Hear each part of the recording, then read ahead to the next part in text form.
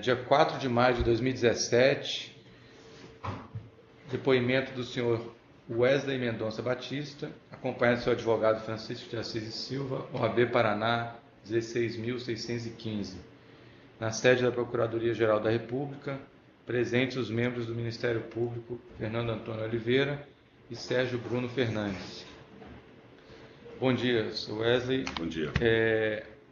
O primeiro tema que a gente vai tratar aqui é um tema trazido pelo senhor num dos anexos. Esse é o depoimento número 1 e trata do tema Mato Grosso.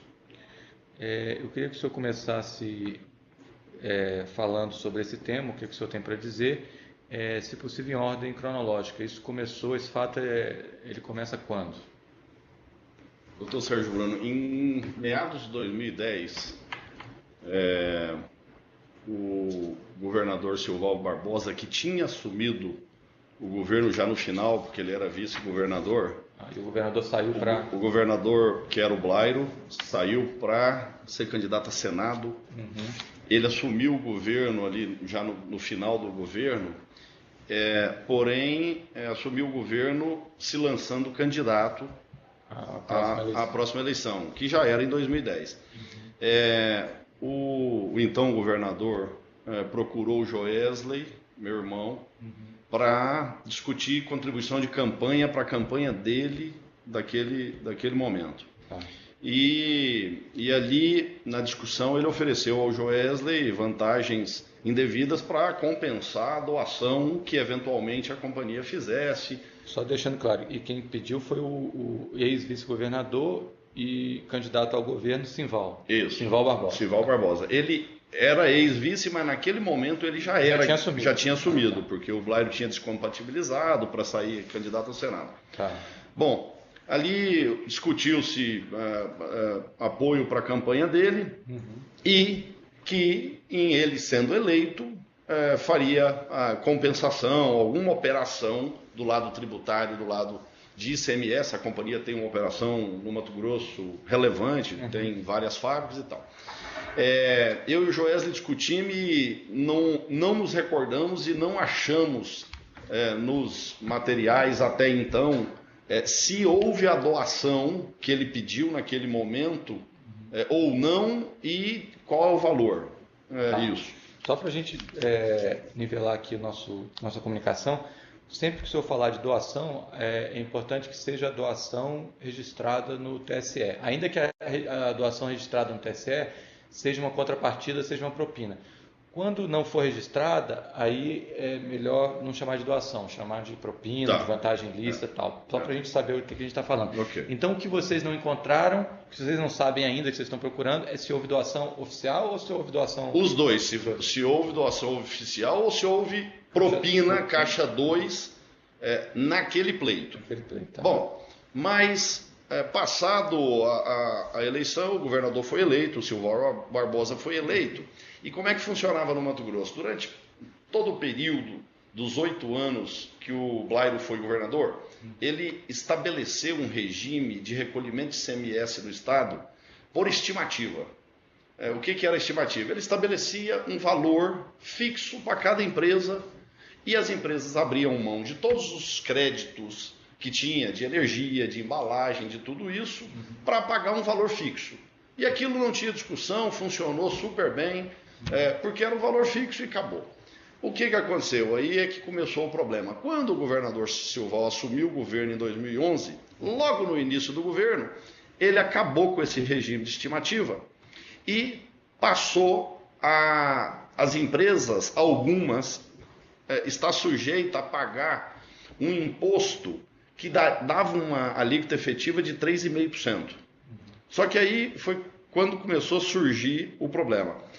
Quando ele revogou essa lei ou esse sistema, esse ato normativo de pagamento por estimativa, veio as empresas a estarem sujeitas a pagar 3,5%. Só que tinha, naquela época, umas 7 fábricas de diversas empresas que tinham um incentivo que chama no Mato Grosso de Prodeic. Esse incentivo dava aquelas 6, 7 fábricas um incentivo muito maior do que as outras iriam ficar sujeitas a pagar, que eram os 3,5%. Então, por exemplo, que eu me recordo bem, você tinha uma fábrica em Cuiabá, de uma outra empresa, que pagava 90% da taxa efetiva. Então, ia pagar lá 1%. Tinha empresa que era zero, porque tinham sido feitos projetos no passado e tinham sido concedidos a essas empresas o PRODEIC. Aí o que acontece? Quando ele cortou isso, eu imediatamente fui ao governador, no gabinete do governador em Cuiabá, Silval Barbosa, e falei para ele, ao governador, do jeito que vai ficar aqui agora, vai ficar impossível. Por quê? Porque tem uma meia dúzia de fábricas e empresas que têm um incentivo, que é o PRODEIC, que vão ficar pagando de 0 a 1% de imposto, e as outras pagando 3,5%. E do mesmo ramo? Do mesmo ramo, a mesma atividade. Frigoríficos de abate de bovino. Falei, olha, vai ficar impossível. Criou-se aqui uma situação de desequilíbrio no setor, porque como que a maioria das fábricas vão ficar pagando 3,5% e umas 6 fábricas de 3, 4 empresas vão ficar pagando de 0 a 1%. Aí foi aonde começou efetivamente a negociação de, tudo bem, vamos achar uma solução para vocês, JBS, pagarem similar aos outros que têm o PRODEIC e, em troca, um pagamento de propina. Aí foi aonde começou os pagamentos de propina, o rolo no Estado, do qual nós estávamos inseridos. O que surgiu naquela oportunidade? O então governador e o secretário dele, por nome de Pedro Nadaf, sugeriram que o Estado nos concedesse o seguinte: olha, como nos últimos 8 anos do governo do Blairo Maggi as empresas pagaram por estimativa e abriram mão do crédito que elas tinham de energia, de embalagem, ele falou, olha, faz um levantamento de quanto vocês abriram mão de crédito dessas embalagens, energia e insumos desses últimos anos, e eu dou isso como um crédito para vocês. Bom, tudo bem. Eu chamei o Boni, que cuida de toda essa área fiscal na JBS, falei, Boni, faz um levantamento e vê. O Boni fez um levantamento e chegou à conclusão que nós tínhamos abrido mão de ao redor de 70 milhões de crédito nos anos anteriores. Aí o governador falou, tudo bem, então eu dou esse crédito que vocês abriram mão para vocês compensarem desse 3,5% e ficarem pagando similar às empresas que têm o PRODEIC, que é de 0 a 1%. Nesse 70 milhões que foi concedido, começou a discussão do pagamento da propina. E aí o governador e o então secretário, se não me falha a memória, ele era secretário de Indústria e Comércio naquela oportunidade, o Pedro Nadaf. Aí começou a discussão de percentual daquele benefício que ele estava nos dando. Eu falei, governador, você não está me dando benefício nenhum, você só está me igualando aos que já têm o PRODEIC. Aí eles pediram 30% desse valor. Eu falei, isso não existe, eu não vou pagar 30% de propina num negócio que eu simplesmente vou estar sendo igualado aos outros. Bom, no final das contas era pegar, em que pese nós só estávamos sendo igualados aos outros, era acertar ou não ter, ficar pagando 3,5 enquanto os outros pagavam de 0 a 1. Bom, eu acertei ao redor de 10 milhões de propina para aquela oportunidade, que dava aí mais de 10%, ao redor de 15%. Pediam 30%, nós acertamos ao redor de 15%, ao redor de 10 milhões. Bom, aí ficamos trabalhando o ano de 2011, 12 e 13, se não me falha a memória, utilizando esses créditos que nos foi concedido, e para cada ano nós pagamos ao redor de 10 milhões de propina. Era 10 por ano. 10 por ano. A cada ano nós pagamos ao redor de 10 milhões de propina para ter esse crédito. Aí, Antes de você avançar, só uns detalhezinhos. Como é que foi pago esses 10 milhões nesses anos de 2012, 13, 14, 11, 12? Foram pagos em diversas formas. Foram pagos em dinheiro vivo, parte. Foi pago através de notas fiscais frias que eles arrumavam Eles que indicavam? Eles que indicavam. Tá. Vocês têm esses documentos? Tem os documentos, está em anexo, né? tá tudo fornecido das notas. E parte era pago por doleiro para terceiros que eles indicavam, que aí nós não temos esse registro hoje. Da parte de vocês, quem era que fazia esse contato com o doleiro? Isso era o Demilton. Demilton que vai ser colaborador, que vai estar... Ele sabe quem é e tudo. Você sabe o nome dele, do doleiro? Não sei. O Demilton é que tem. Sabe, né? Eu nunca tive com o doleiro. E quem gerava o dinheiro vivo era esse mesmo doleiro também? Parte era o doleiro também e parte gerava de venda nossa mesmo, que a gente vendia e pegava caixa. Tá. Entendeu? E teve um evento, que esse é um evento relevante, que nós fizemos um pagamento. Um dia o governador me ligou, assim, apavorado, que precisava falar comigo urgente. E eu o atendi na minha casa. Se não me falha a memória, era um final de semana. E ele estava apavorado, porque ele devia um dinheiro a um cara. E parece que esse cara tinha tomado um dinheiro no banco para emprestar ele. E a dívida do cara tinha vencido no banco e o governador não tinha pago o cara. E o cara prestava ameaçando o governador e tal. Isso a gente está falando do Simval, né? Do Simval. Ele me aparece em casa, assim, apavorado, que eu precisava ajudá-lo a resolver o problema de pagar a dívida desse cara. Coincidentemente, nós tínhamos comprado uma transportadora e uns ativos frigoríficos dessa pessoa que emprestou o dinheiro a ele. Da mesma pessoa, coincidentemente. E a dívida dele era 7 milhões. 7 milhões e meio. E depois de discutir, depois dele me pedir encarecidamente para pagar esse cara e descontar do acerto que nós tínhamos com ele, eu concordei em pagar e fizemos o pagamento de 7 milhões e meio e adicionamos isso no preço da compra da transportadora que nós tínhamos feito com ele. Qual o nome dessa pessoa? A empresa é Carol Miller. Carol Mila. Carol Mila. E o nome... Carol com K ou com C? Carol com C. É Carol e Camila. Carol Mila. Carol Mila. Agropecuária. Tem o contrato no documento. Tá. E tem esses dados também, né? Então Ariovaldo Birti. Ariovaldo. Ariovaldo. Isso vai ser fornecido também esse documento, né? Entendi. Agora uma coisa, o senhor citou também, o secretário de Indústria e Comércio, que é o Pedro Nadaf. Havia outro, porque essa questão de tributo toca muito à Secretaria de Fazenda, né? Isso. Havia algum envolvimento da Secretaria de Fazenda? Diretamente não, eu nunca discuti, em algumas reuniões que eu estive no Palácio, o governador, junto com o secretário Pedro Nadaf, chamava o secretário da Fazenda, que era o... Marcel Cursi. Marcel Cursi. Mas nunca discutiu com o Marcel nada de propina, de dinheiro em reuniões que eu estava. Sempre discutia a questão técnica de como viabilizar o benefício que eles estavam nos concedendo. Entendi. Ok, então prosseguindo, aí então acertou esse pagamento de 10 milhões nesses anos, foi efetivamente pago 10 milhões em... Foi tudo pago, tudo que foi...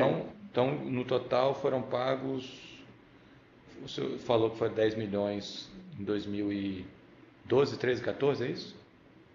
Isso. É isso, né? É isso, 12, 13, 14. Então foi em torno de 30 milhões. Isso. E aí depois, o que aconteceu? Bom, aí começou um problema que é uma longa história no Mato Grosso e que surgiu várias operações, uma delas que culminou a prisão do governador que está preso até hoje. Antes de você falar nisso, só uma coisa. Lá atrás, nesse benefício que as empresas tiveram, Prodeic, onde havia essa distorção, Você tem conhecimento se essas empresas beneficiadas pelo Prodeic pagaram propina para ter o Prodeic? Não tenho conhecimento e acredito que não. Tá. Acredito que não. Tá bom. Então vamos lá. Aí que você estava falando é da prisão dos... Aí, já no final do governo dele, em 2014, se não me falha a memória, a Secretaria da Fazenda nos autuou, porque ela desconsiderou aquele crédito que ele tinha nos dado. Eu não sei se ele deu sem autorização, se aquilo precisaria ter sido aprovado na Assembleia. Certo é que a Secretaria da Fazenda desconsiderou aquele crédito que eles tinham nos dado referente aos... De 70 milhões. Isso. Tá. Quando desconsiderou, nos autuou, acho que em 200 milhões, nos fez um auto de 200 milhões. Quando nos fez o auto de 200 milhões, eu falei, loucura, um negócio desse. Corri lá, liguei para o governador, falei, preciso falar com você urgente. Corri lá, falei com ele, falei, você tem que achar uma solução, porque eu fiz um acerto com você, te paguei uma propina, para ter um benefício igual aos que tinha Prodeic, e agora estou sendo autuado em 200 milhões. Você acha a solução para esse negócio enquanto você está no governo. E já estava ali, na última metade do ano de 2014, terminando o governo dele. Ele chamou o Pedro Nadaf, que já na ocasião era secretário de Indústria e Comércio, da Casa Civil, ele tinha mudado da Indústria e Comércio para a Casa Civil, chamou o secretário Pedro Nadaf e chamou o Marcel, o secretário da Fazenda. Ali, junto comigo e com o Boni, que sempre operacionalizava tudo, era o Boni e o Pedro Nadaf, o Pedro falava com o Boni para calibrar o valor que a gente pagaria mensalmente e quanto a gente utilizaria do crédito, para também não ficar um negócio distorsivo. O Pedro Nadaf interagia com o Boni e cobrava o Boni de pagamento, para o Boni falar comigo, mandava recado, Boni, fala para o seu chefe aí que o pagamento está atrasado ou não está, coisa desse tipo. Entendi. Aí estava eu e o Boni, ele chamou o secretário da Fazenda e ali discutiu uma forma de resolver a questão do auto. Aí fizeram uma outra lambança, do qual nós concordamos que foi uma lambança. Falou, olha, a Secretaria da Fazenda desconsiderou esse crédito, vamos fazer diferente. A JBS tem uma fábrica que era um projeto que o Bertin, que é a empresa que nós compramos, iniciou em Diamantino, bem antes de nós, que essa tinha Prodeic. Nós tínhamos lá, não lembro de cabeça, 10 fábricas no estado, uma delas tinha Prodeic. Aí eles vieram com a ideia, o seguinte, vamos esquecer esse crédito que nós demos para vocês dos anos anteriores e vamos fazer o seguinte, vamos estender o Prodeic da fábrica de Diamantino para todas as outras empresas, todas as outras fábricas. Aí vocês ficam cobertos pelo Prodeic e podem discutir o auto e vão derrubar o auto. Mas aí o Prodeic ia ser estendido para vocês a partir dali para frente, né, ou não? Não, aí é que vem outra lambança. Aí falaram, vamos fazer um documento retroativo. Falso, então. Falso, lá de trás de 2011, se não me falha a memória, 10 ou 11, do qual nós estendemos o Prodeic de Diamantino para todas as outras fábricas suas do estado. Nós concordamos, o Boni trabalhou com o Pedro Nadaf na confecção desse documento falso, do ano retroativo. O Boni assinou esse documento junto com o governador, junto com o secretário, o Pedro Nadaf, dando validade, esquentando esse documento.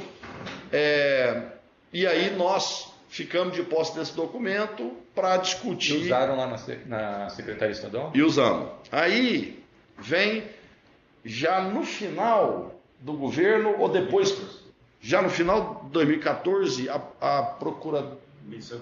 O Ministério Público Estadual move uma ação de improbidade contra nós, daqueles 70 e poucos milhões que nós tínhamos usado, que ele tinha dado, que o Estado tinha nos autuado. O Ministério Público Estadual moveu uma ação de improbidade, bloqueou 70 e tantos milhões nossos. E aí, logo em seguida, o governador terminou o mandato, foi preso, Pedro Nadaf foi preso. Mas a investigação do Ministério Público Estadual envolvia A falsidade desse documento? Também.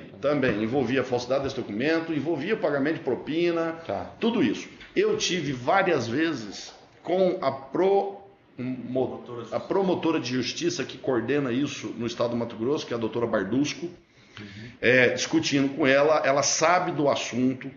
E aí, depois de longa discussão, de 1 ano de discussão, nós fizemos um acordo com o Mato Grosso, pagamos tudo que nós tínhamos tido de créditos ilegais, em que pese eu falava para a procuradora,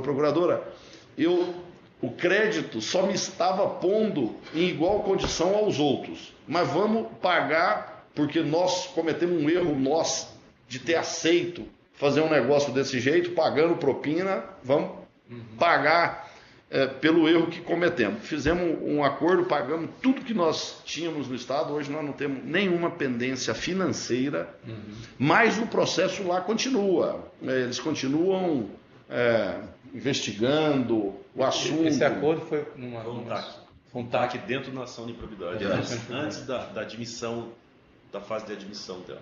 Ah, foi antes de admitidos. Aí vocês pagaram, ela pediu a extinção? Em relação à JBS e o Boni. Ah, porque os secretários continuam réus. Os secretários continuam. O Marcel continua preso, o governador continua preso e o Pedro Nadaf saiu do que nós temos conhecimento de conversa de mídia, que ele fez um acordo de colaboração e saiu. Tá, perfeito. Então, e na área, isso foi improbidade, né? Na área criminal também tem ações em curso. Não, contra o depoente não. Tá. Mas lá para promotor, nesse TAC foi confessado todo Não. os modos aqui? Não. Não. A procuradora sabe, eu fui claro com ela o máximo que eu podia ser até aquela oportunidade. Ela sabe que nós fizemos pagamento indevido, pagamos propina. Eu nunca neguei a ela que tinha alguma coisa errada, em que pese não falei o que estou falando aqui, os detalhes de nada. Tá. Ok, deixa eu ver se falta mais alguma coisa aqui.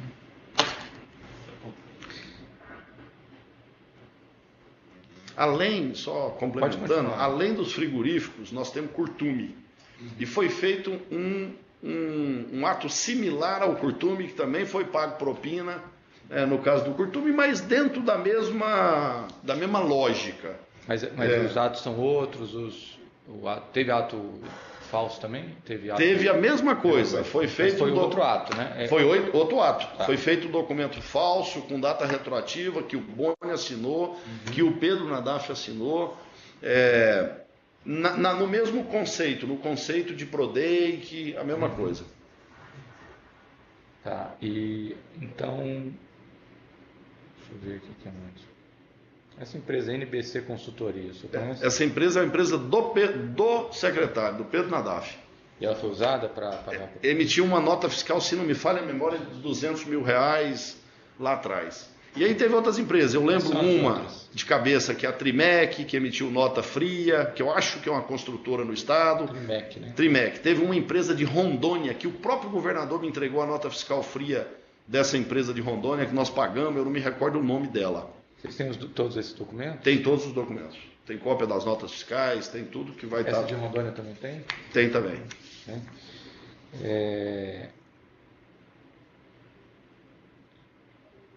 que mais aqui? Essa empresa Carol Mila, você já falou, Carol Mila Agropecuária. Essa que nós pagamos 7,5 milhões, que o governador chegou lá. E a pessoa relacionada a essa empresa Trimec, quem é? Eu não conheço, nunca tive interação. Era o Pedro Nadaf que trazia. Como é que funcionava? O Pedro Nadaf, mensalmente, 10 milhões era ao redor de 1 milhão por mês, R$800 mil por mês. O Pedro Nadaf levava ao Demilton, que é um colaborador que vai ser ouvido, levava a lista de pagamentos, contas que eram para ser feitas, o Demilton passava para o doleiro já mandava direto para essas contas, e que essa nós não temos registro, para quem eram essas contas, porque só passava para o doleiro e o doleiro é que mandava. Tá.